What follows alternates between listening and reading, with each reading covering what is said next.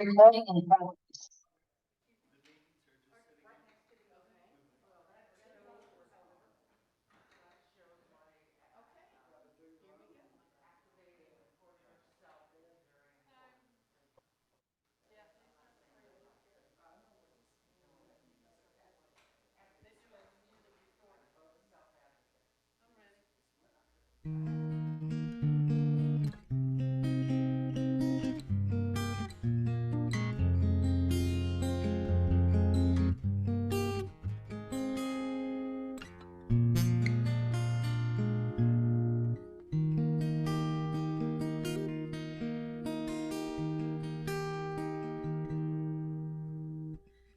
We would be one as now we join in singing our hymn of love to pledge ourselves anew to that high cause of greater understanding of who we are and what in us is true.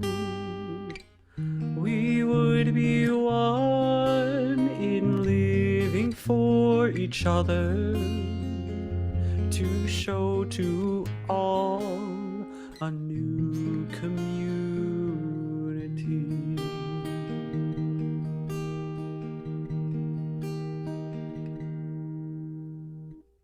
We would be one in building for tomorrow a nobler world than we have known today. We would be one in searching for that meaning which binds our hearts and points us on our way. As one we pledge ourselves to greater service. With love and justice, strive to make us free.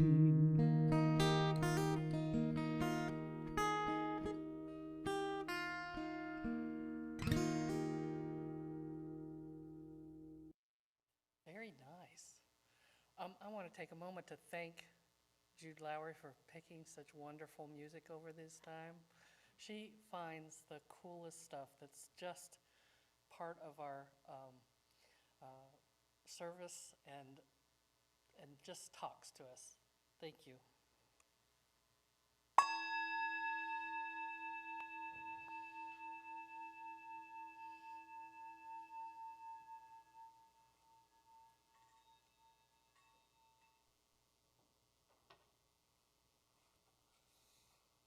Good morning, friends gathered in the sanctuary, on Zoom, and later on the YouTube channel.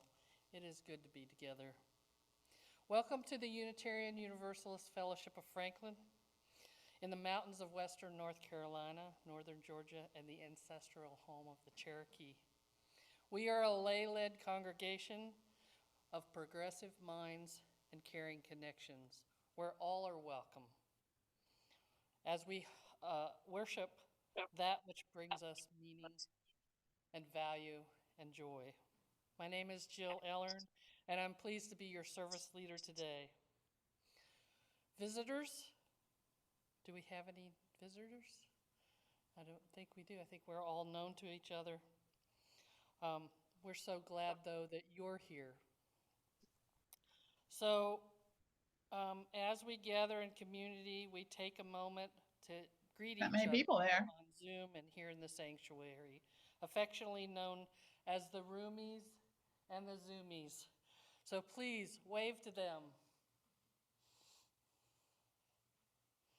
We are glad you're here, regardless of how you are. You are important to us. We also appreciate everyone who is part of our Sunday service team. That includes Warren and Becky and Ben and Jude and Mary today, who's a greeter.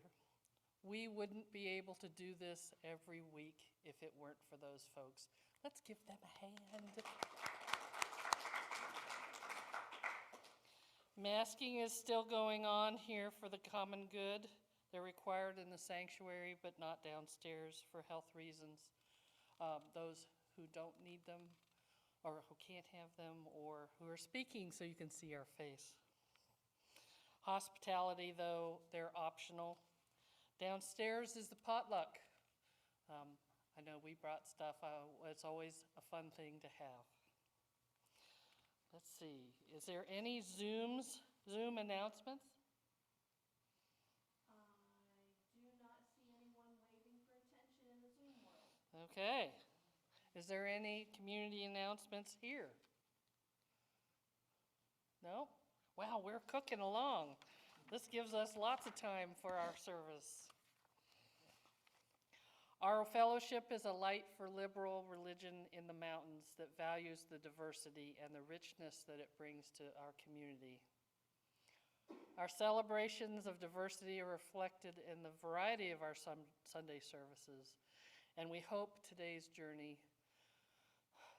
service will enrich your journey. Apparently, I'm not speaking and reading as well as I hope, but listen. Today, we welcome back our friend, the Reverend Kate Grayson, to our services and messages entitled Transition and Growth. But first, our chalice lighting. I was hoping that Judith was going to be here, so I have her words too.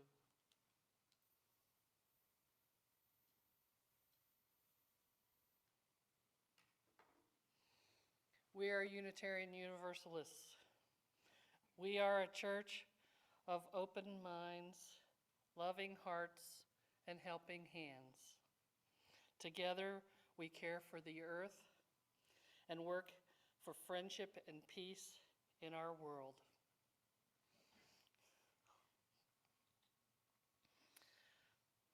My opening words today are from Wikipedia, believe it or not. A biology lesson.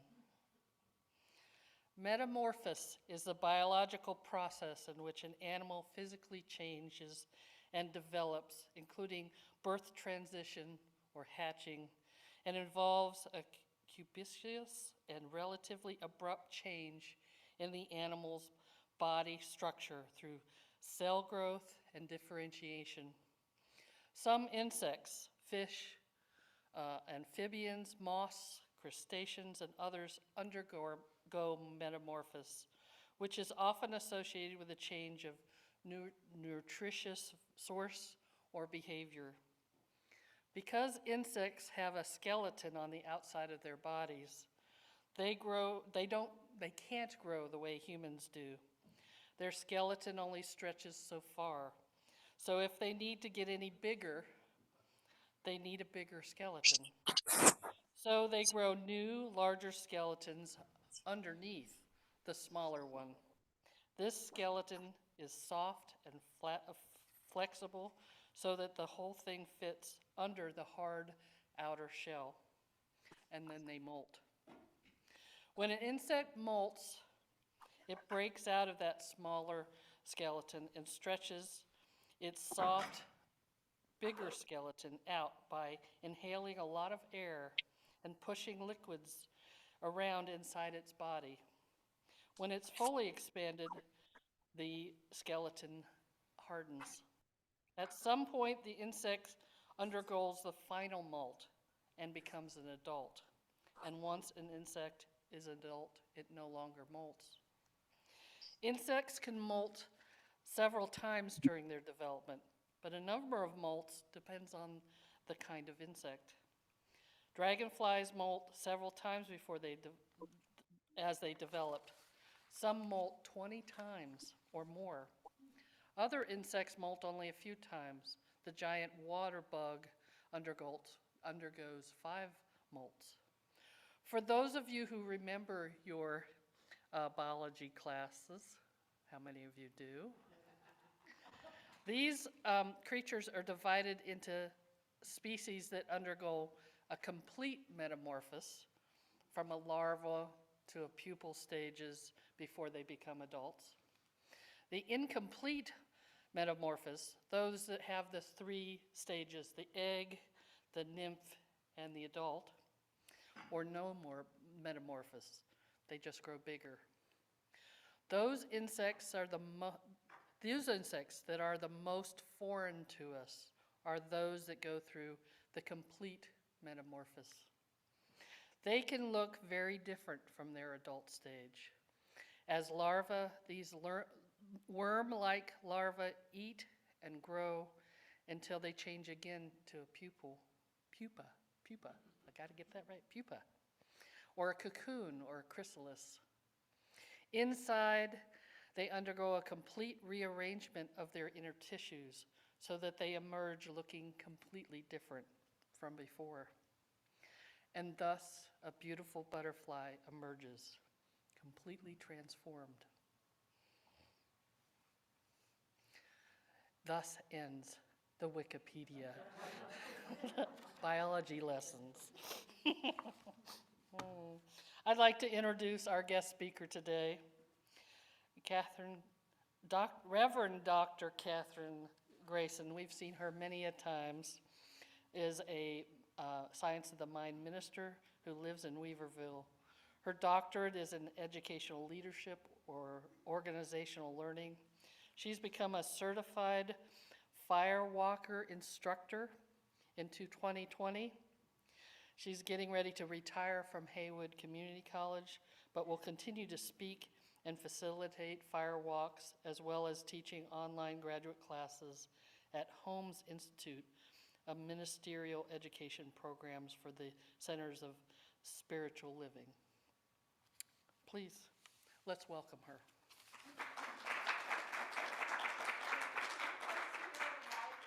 Can we play Spirit of Life before her message? Yes, I think so. Is that all right with you? Sorry, I have it the other way around, but we're good.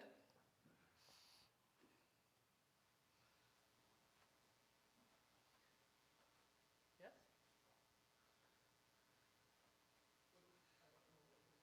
We're playing Spirit of Life. That's the program I have. I'm so sorry.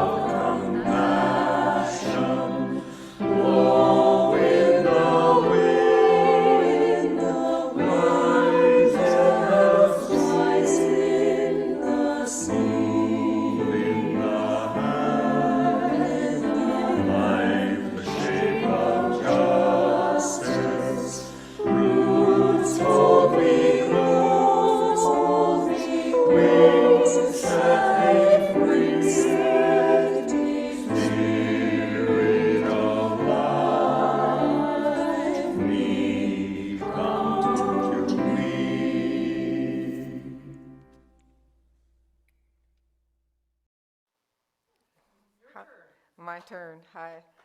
It's good to be back here. What's interesting always, and I probably say this every time, is that Jill and I seem to be on the same wavelength. And then last time I talked with her about it and said, you talk about what I'm going to talk about when you do your reading. And we don't pick the same author, but we talk about the exact same thing. And this time I ignored your email, honestly. You sent it to me to say, are you okay with this? And I was like, yeah, whatever you guys do. And it's almost exactly the same thing, which is really funny, because I just thought, let's... Do it. You just give me 5 sentences or 1 sentence, and I go, well, let's see what we've got. So let's see how it goes, because I am going to be discussing challenges that make us who we are and ways in which to be greater than we think we can be. And I want to start with a poem that Jill read the last time I was here, written by your mom, Jane Gallion. She says, it's true, I've changed. I can't deny it. I have another name hidden in the heart of the old. Not a new me, but different. You sense it. The scream of the butterfly before deep sleep. My wings are so new, crushed and still damp. If the juices filling them bring such pain that I cry out, help me, help. No one ever told me what it was like to endure this metamorphosis. I was just expecting to fly. When Jill read that the last time I was here, I was totally blown away, and I immediately started thinking of this talk, Transformation and Change. And we're going to get another little biology lesson. The caterpillar's metamorphosis, which is a frequent metaphor for dramatic change and transformation, is truly an amazing mechanism that's developed by nature. After the caterpillar or larva, as Jill was saying, molts about 5 times, the larva stops feeding, hangs upside down from a twig or a leaf, and then either spins a silky cocoon or molts into a shiny chrysalis, depending on the type of butterfly. Now the caterpillar enters the stage known as pupation, and the process is driven by hormones. And once the larva reaches its final molt, it begins the metamorphosis stage, and strange things happen within the body. The cells in the muscles, gut, and salivary glands are digested, and they act as spare parts, something I didn't know when I researched it. I didn't know that every part of the caterpillar is used in the transformation to the butterfly, and that activation is called capaces. Through the metamorphosis, though it can take anywhere from a few months or a few weeks to several months, during the time the butterfly is vulnerable to predators and environmental factors, but for those that make it through, the end result is a creature of unparalleled beauty and grace, as we know. And while this seems fantastic from the outside, and when we hear about it, the transformation is actually pretty gruesome. I know because I watched a video, and I think it must be pretty painful. Change can be difficult. Change can be hard. Change is life-threatening at times. And I'm going through a metamorphosis. We all are. We have been through several in our lives, and we're entering a new one today, every day. We're influenced by everything around us, everything that we hear, everything that we see, the people we interact with. Just a little bit, every day we change. And like the caterpillar to the butterfly, sometimes, and pretty much always, it's an inside job. So this talk is really about a call to action. We're in some pretty heavy, controversial times in our country. It's a type of pupation, so to speak. In a paper written by Richard Rohr called Falling Upward, he states that there is no practical or compelling reason to leave one's present comfort zone in life. Why would you or should you? Frankly, none of us do until we have to, until we are called to. The invitation has to be unexpected and unsought. If we seek spiritual heroism for ourselves, the old ego is just back under control, under a new name, and there would not really be any change at all, but only disguise, just bogus self-improvement on our own terms. No true pupation to transformation. He continues by stating, so failure and humiliation force us to look where we would never look before. What an enigma, he says. Self-help courses of any type will help us only if they teach us to pay attention to life itself. God comes to us disguised as life. And in a Carolyn Mice Salon newsletter from January 2006, she asks us this. She says, why are you on the spiritual path? For what reason? She stated, if it's just for you, then you do not understand the purpose of the spiritual path at all. You go on the spiritual path to refine your soul so that you reemerge, again, a type of pupation. We reemerge to use our soul to benefit the lives of others. Our soul does not belong to us, it belongs to the divine. And it is as much public property as private property, precisely because your soul affects the whole. And on the same note, Ralph Waldo Trine, one of the many who've influenced our early New Thought leaders, said in his book, In Tune with the Infinite, in 1897, "We are born into a strange time, a time that tries men's souls. Bewilderment and fear hold many. Change and uncertainty stalk the land, all lands. Those who keep their courage up and go serenely on are coming through in a way that those who weaken or lie down cannot know. But to do this, many lives need help, real, concrete help." And Reverend Dr. David Alexander, the senior minister at CSL Atlanta, recently stated in an online newsletter called The New Thought Evolutionary that the role of the prophetic voice in spiritual communities is not to take sides on political issues or political topics, but rather to cut through the fake and divisive narrative and call humanity back to its senses. Alexander continued to declare, as seekers of higher consciousness, through the practice of New Thought principles, our responsibility is to snatch from the jaws of political cannibalism the subjects of human dignity, justice, and equality, and place them back on the altar of humanity where they belong. This is our job. However, people are wary about talking about controversy, and sometimes we hide from those uncomfortable conversations. We've stopped talking about the politics of our lives, and we have stopped asking the questions, and we have stopped listening to the responses. Or if we do talk and listen, we do it quietly, because in New Thought, not because we have become blatantly apathetic to the issues in our culture, but because conflict is uncomfortable.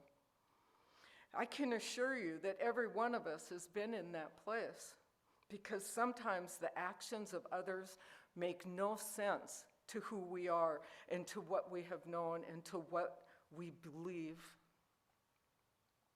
It reminds me of having a pebble in your shoe, something I think I may have mentioned here before as a metaphor, but a pebble in my shoe drives me absolutely crazy. But do I stop and take it out? No, I don't. I keep walking until it becomes absolutely unbearable. And I shift my foot, I tap my foot, it moves to another location, and then starts bothering me, and I tap it again. But I don't stop, really, until it becomes unbearable and intolerable. We all know what that's like. All is not well when you have a pebble in your shoe. You have to take it off and shake that pebble out. You can't pray it away. You have to deal with it. I was talking about this on a hike with a friend, and they said that they thought it was some misguided sense of pride, some kind of interesting self-accomplishment if I could finish the trail without having to take my hiking boot off.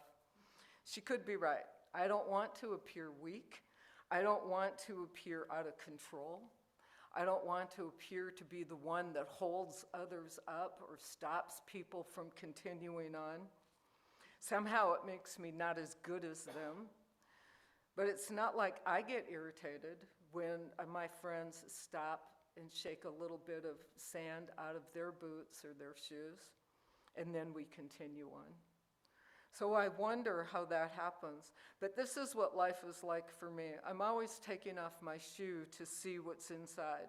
Why do I feel this way? Why do I feel that way? Why did I react to that? Did I do something wrong? Do people like me? And it goes on and on and on. And that's just it. Sometimes what's bothering us is just so little. Just so little, just a little grain of sand, and yet we let it get out of control and take over our lives. Now, I know in somewhere in New Thought, in religious studies, we've been told to separate our politics from our spirituality. The truth is that we cannot. The personal is political. That's an old saying from the women's movement in the 1970s. And it's a statement I've always believed, and it's the way I live my life and the way I present who I am and what I represent. It is absolutely a personal, a spiritual, and a political choice for me. Instead of staying comfortable in our own skins, we might ask, why is there so much irrational fear present in our culture? Within me, the truth is most fears are irrational, but that's never stopped some individuals from pushing their agenda into either the individual or collective consciousness. And make no mistake, we are in a campaign for a cultural, collective consciousness. We cannot afford to stand by and quietly calculate how speaking up might impact our spiritual communities, as too many in New Thought have done on other issues. Speaking up comes with a cost, but it's not a cost calculated from the offering plate or attendance. The cost is to be considered from what happens when we do not speak out. It comes from what happens if we do not act. The truth in the world, the truth is that the world is not near as binary or polarized as we are led to believe. It is not as good or bad. There is not only black and white, but there are many skin colors. There's not only night and day, there is dusk and dawn as well. We're being told it is binary over and over and over again. But as we know, when something is repeated over and over and over again and not challenged, it becomes part of our cultural collective consciousness. It becomes truth through common knowledge. So what will it take to move us beyond these dangerously violent, false, political and sociological ideologies that are being paraded as truth? For those in New Thought, I ask you, as we hold high watch, as we pray for peace and love around the world, when and how and where do we hold our heads high in the public domain and plead for a more sane discourse? New Thought adherents suggest that seeing things wrong in the world rather than only perfection perpetuates those wrongs, because what we think about grows. Others argue that prayer and visualizing a world that works for everyone is where our responsibilities begin and end. Affirmative prayer alone will carry the day, is what the Centers for Spiritual Living says. But Holmes, who was the founder of the Science of Mind, did not ignore or deny the world of effect. Dr. Holmes saw a role for both action and prayer, and he said, we treat, which is our affirmative prayer in Science of Mind, we treat and move our feet. Harv Bishop, in his online newsletter, Re-Envisioning Spirituality, declares that Holmes believed New Thought could walk and chew gum at the same time. That makes me laugh, being a Science of Mind person, because many would disagree with that statement in principle. But New Thought can walk and chew gum at the same time. Holmes saw both saw both the world as it can be, as consciousness is raised, and he saw the world as it was. And Dr. Holmes did not shy away from calling out what he saw as mistaken priorities during his time, such as war, national debt, and racism. Today, some people in our New Thought programs who lean to the right say that New Thought ministers like me should only be in the business of growing individual consciousness, kind of like a 12-step group, and avoid political issues. Others that kind of are left-leaning and are on the mission of creating a world that works for everyone kind of naturally favor those utopian ideals that are embraced, such as peace, equality, and the environment. However, they also say that New Thought ministers should leave politics out of it and speak only to spiritual growth. The solution to this dilemma of duality is that Holmes also said in his Sermon by the Sea, is to be someone who is for something and against nothing, and to be one who is redeemed enough not to condemn others. For if we truly believe in the New Thought paradigm that we are creating a world that works for everyone, then this is who we want to be. This is how we can change the discourse. To be someone who stands for what we believe and continue to see the love of God in those with whom we disagree. To set one's face in the direction of the mountain and then to simply journey on, rather rapidly or slowly, eventually will bring one to the top. But unless we set our face in the right direction and make the start, we will not reach it. It was Goethe who said, "Are you in earnest?" Seize this very moment. What you can do or dreaming you can, begin it. Boldness has genius, power, and magic in it. Only engage, and then the mind grows heated. Begin, and the work will be completed. For each of us, if we choose, we can make a difference. Each one of us could make a difference like Dr. Holmes, Gandhi, Martin Luther King, the Dalai Lama, a Kennedy, Marianne Williamson, Oprah, Bell Hooks, Maya Angelou, and that list goes on and on and on. Who are your heroes? They took a stand. Your heroes took a stand and they spoke up. Some of them wrote a book, some of them travel around and speak, but they're speaking up. They told us what they believed. We heard it and we changed. We went through a form of pupation. Unfortunately, our individual actions do not determine whether we are a good person or a bad person. We cannot assume that someone who is seen as bad because something you disagree with has never done something good, and the same with someone that you think is really very good, that they have never done anything bad. Even though the most comfortable assumption is to judge good or bad, when we do not look at the whole picture and we do not ask the questions, we risk the accuracy of our statements. Ralph Waldo Trine also wrote, "There are many who are living far below their possibilities because they are continually handing over their individualities to others. If you want to be a power in the world, then be yourself. Speak your faith to others." Our goal is to remember there is only one God, one divine spirit, one living presence that resides in everyone and everything, and there is only one of you. Search yourselves, find that disquiet within, and then talk about it and discuss it and listen to others. Find it within yourself, because it will not be easy, but it will be necessary.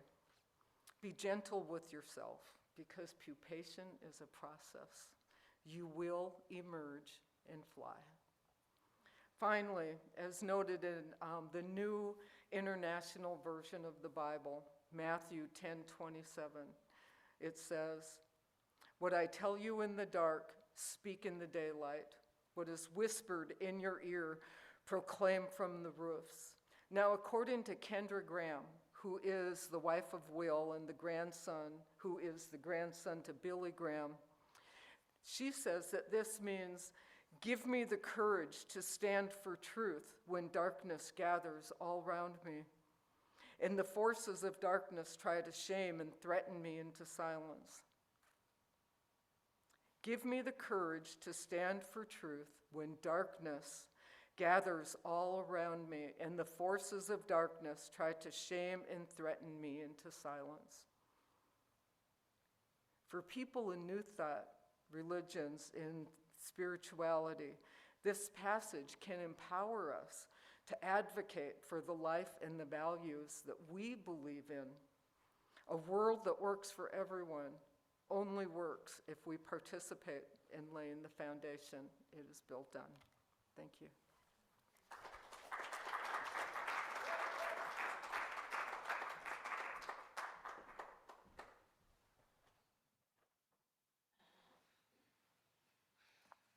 Thank you, Kate.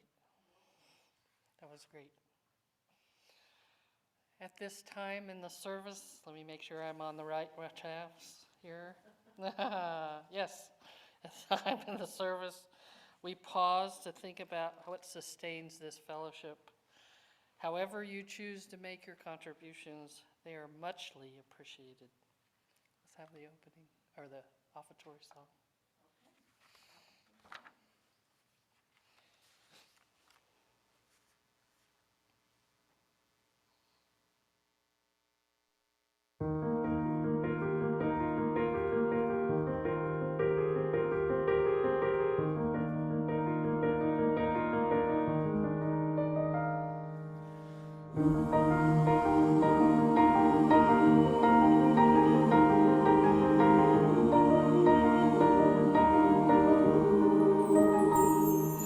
My life flows on in endless song above earth's lamentation.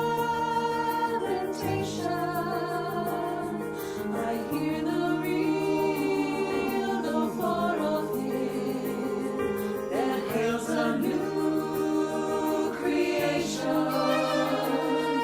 No storm can shake my inmost calm, while to that rock I'm clinging, since love prevails in heaven and earth. How can I keep from singing?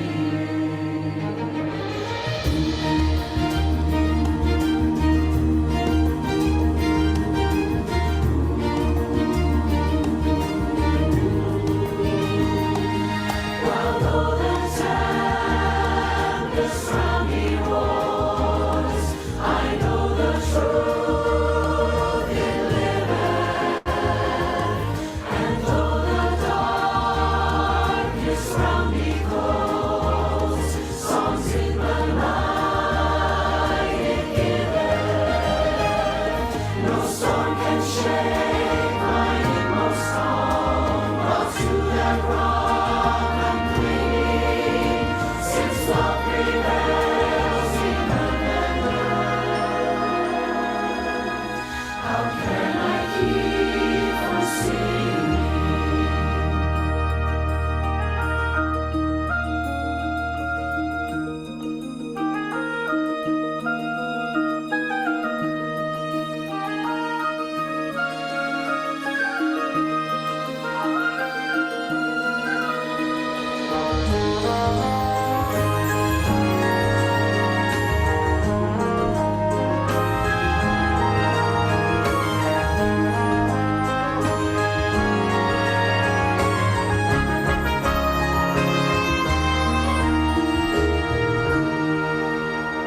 I lift my eyes, the cloud grows thin. I see the blue above it, and day by day this pathway smooths. Since first I learned to love it, no storm can shake my inmost calm. I hear the music ringing.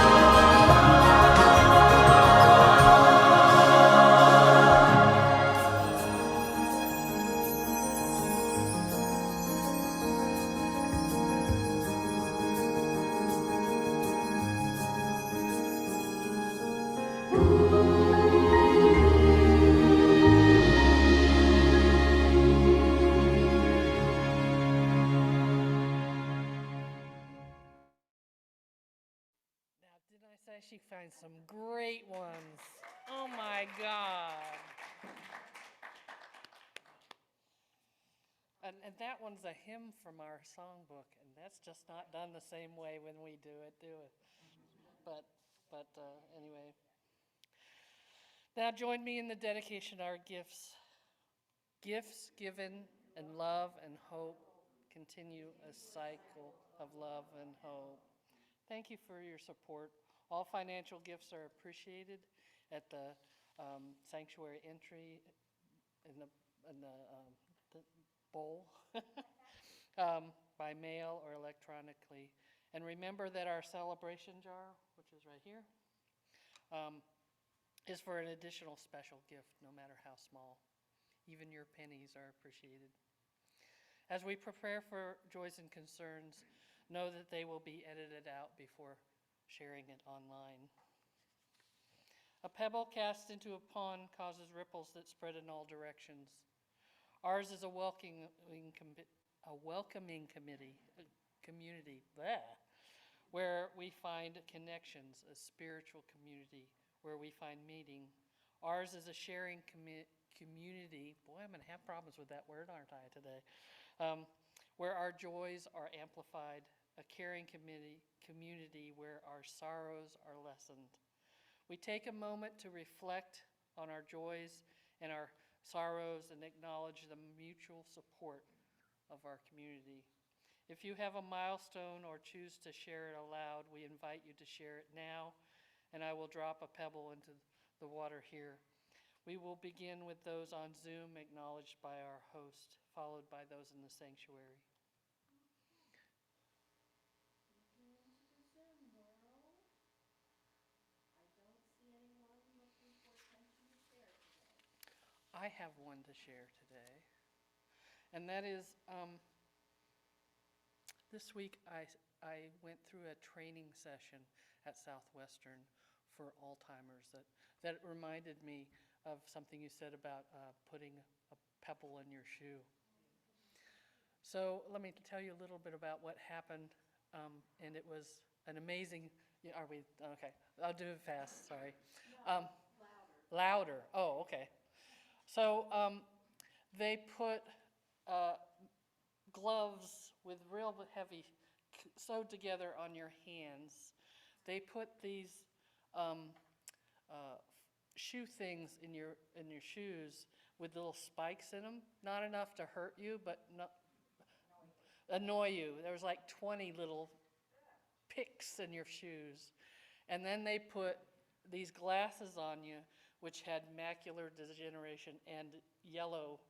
And then to top that off, they put a headset on your ears that played off, it's like a radio off.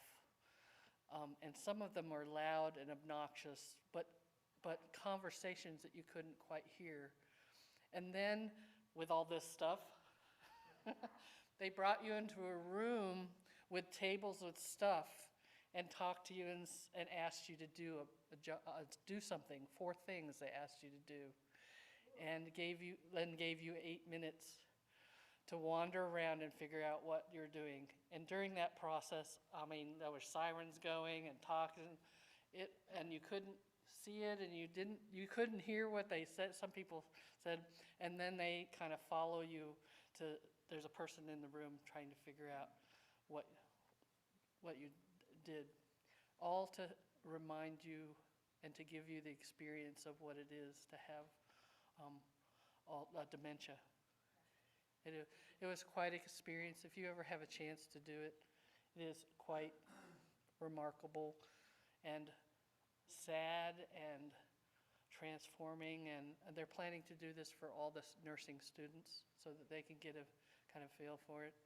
It was quite an experience, and I recommend you try it. It's interesting.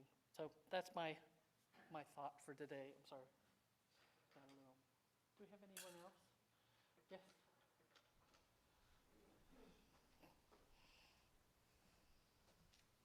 I'd like your thoughts to go to two people that are very instrumental in this church but are not members. One is Natalie Bagliacci, who cleaned this church for a number of years and put herself through her associate's degree, bachelor's degree, and now she's well on her way to her master's. Wow. But she got into a serious automobile accident and not only dislocated her arm, but tore some of the tendons and things like that. She's having it's been 6 weeks and almost no progress. The other is Charlie Brown, who some of you may not know, but he built this place. He was the contractor that built this wonderful building. And he is in Asheville now with a blood infection. He's doing pretty well, and he expects to be, or hoping to be home the middle of the week. So please keep them in your memories. Thank you. To Charlie and to Natalie, is it? Natalie.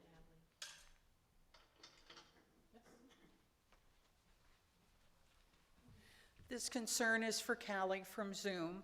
She has a brother she's adopted, a family of choice. Doug is struggling with Alzheimer's, as is his family. So she's requesting prayers for him, and we could tuck her in there with a prayer for her as well.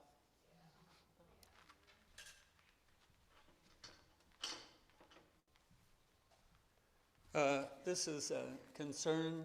I have COPD, and I made a terrible mistake. I went to the store thinking I was picking up a jug of vinegar to clean my soap scum on my tub, and I inadvertently picked up ammonia. Yep. I mixed it with baking soda because that was the recipe. And I'm cleaning the tub and I'm going, this is a terrible smell. It doesn't smell like vinegar. Finally, I quit. And so now I'm really concerned that I've done further damage to my lungs. I'm hoping it's just temporary, but I'm feeling short of breath and not feeling real good. So anyway, I'm just sharing that with y'all.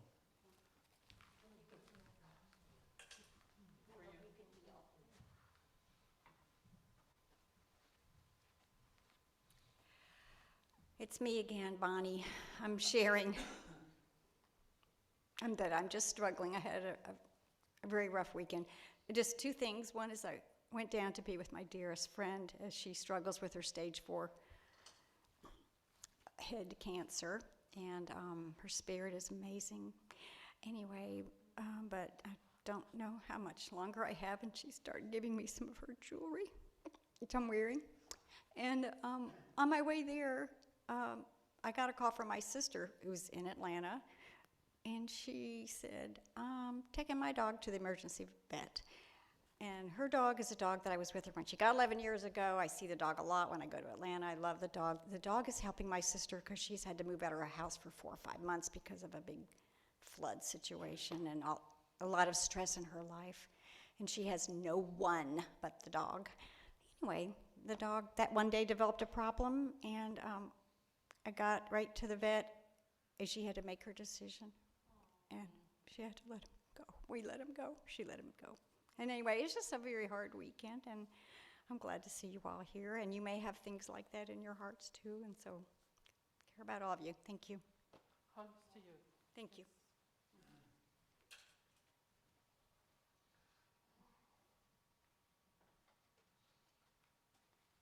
I have a joy today. If you may have noticed, we haven't been here the past few weeks. My husband Randy's been having some problems with his heart, and we finally got to Mission on Wednesday, and he had a 90% coronary artery blockage. So after 2 stents were put in and luckily a very short hospital stay, we're here today. So he's doing great. All right. Yay. Modern medicine. Yay.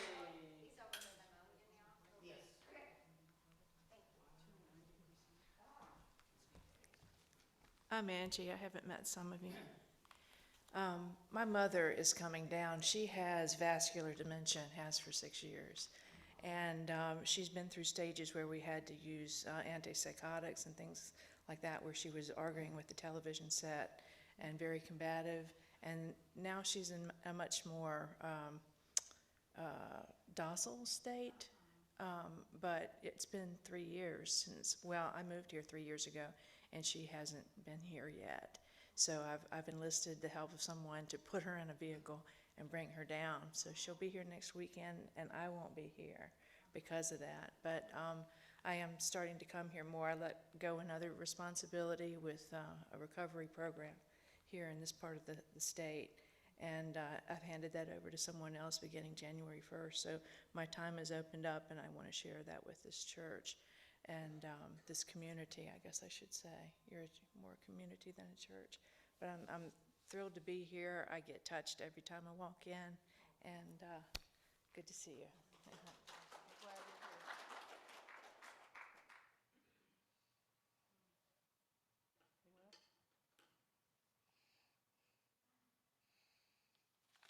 A final pebble for the joys and sorrows that haven't been spoken, but remain in the silent sanctitudes of our heart. These joys and griefs, spoken and unspoken, weave us together in the fabric of this community. We'll take a moment of silence to consider the words. If the only prayer we ever say in our entire life is thank you, that is enough.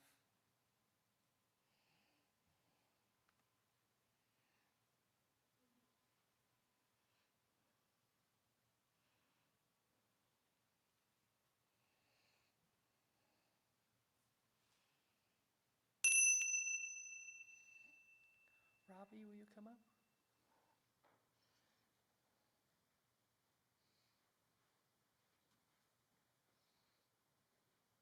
Would you like to come here or there? It doesn't matter. It was suggested I come here. Oh, okay. I'm sorry. I missed that part. I follow suggestions.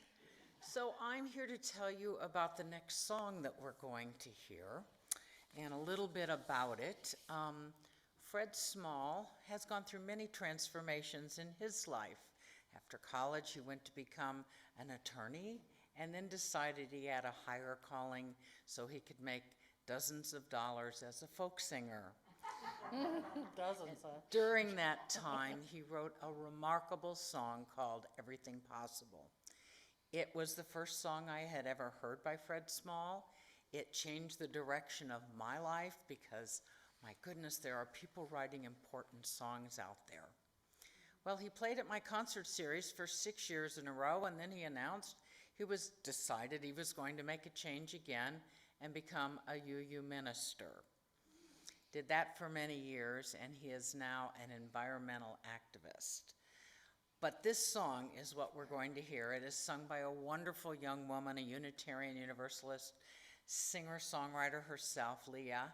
And this book, and the reason we're listening to it today, is because 40 years after he wrote Everything Possible, someone approached Fred Small and said that needs to be made into a children's book. And so together they made this wonderful book, Everything Possible. It just became available.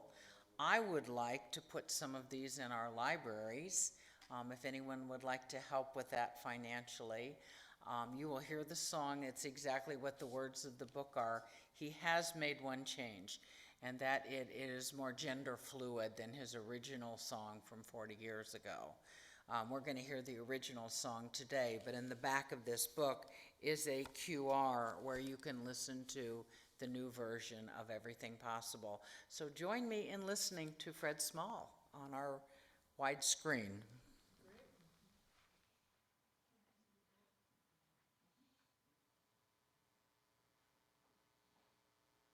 We have cleared off the table, the leftovers saved, washed the dishes and put them away.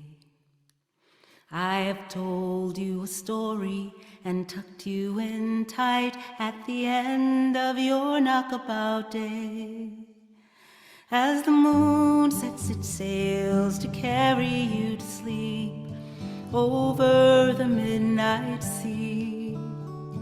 I will sing you a song no one sang to me. May it keep you good company. You can be anybody that you want to be. You can go whoever you will. You can travel any country that your wild heart leads, and know I will love you still. You can live by yourself, you can gather friends around, you can choose one special one, and the only measure of your words and your deeds will be the love you leave behind when you're done.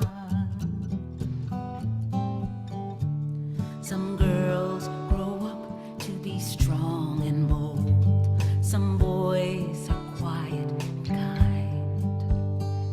Some race on ahead and some follow behind. We all grow in our own space and time.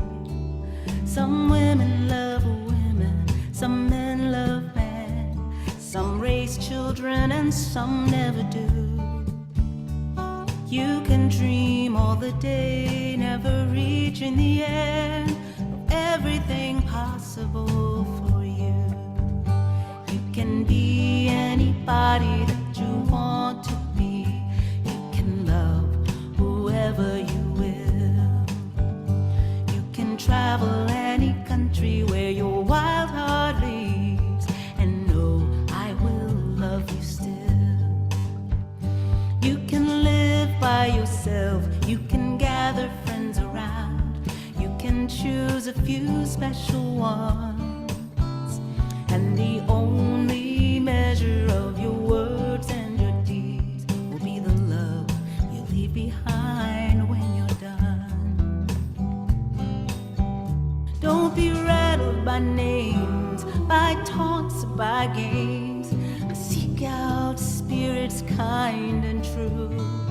If you give this old world the very best of yourself, it will return the same to you. You can be anybody that you want to be.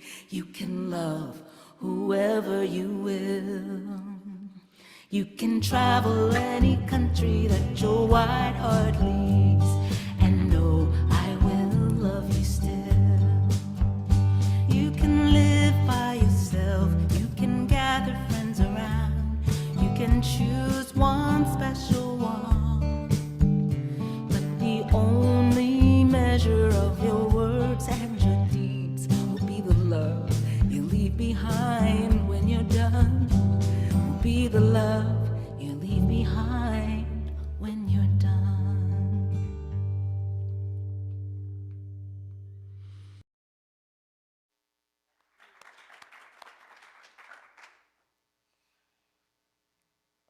Keeping with the butterfly theme, I found a poem that I'm sure that a lot of people have heard. I dreamed I was a butterfly flirting through the sky, and then I woke and I wondered, am I a man who dreamt of being a butterfly, or am I a butterfly dreaming that I am a man? And lastly, as we extinguish the chalice, yet another science project. A burning candle produces heat and light. It requires a chemical reaction to burn the candle, in this case, the oil. And so there's a transformation of energy from chemical to heat and light energy. But the energy is neither created nor is it destroyed, i.e. the total energy of an isolated system remains constant. However, it's transformed from one form to another.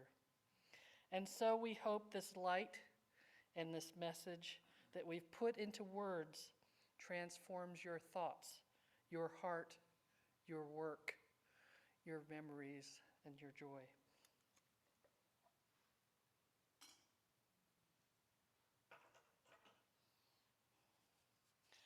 Let us now join in spirit and together and recite our closing covenant. Love is the spirit of this fellowship, and community is its goal. This is our great covenant, to dwell together in peace, to seek the truth in love, and to help one another. So may it be. Next week, we'll have the Hartwell Phyllis. She will be talking about the Cherokee language. I see nods, yes. More information will be in the UU View. Let us wave goodbye at the end of this service moment for the roomies and the zoomies to say goodbye. Bye. We invite everyone to unmute and to join the conversation. There'll be a potluck downstairs. Those on Zoom can talk with each other. Those on the sanctuary can join together downstairs. The service is ended. Thank you. Unmute, folks. Unmute.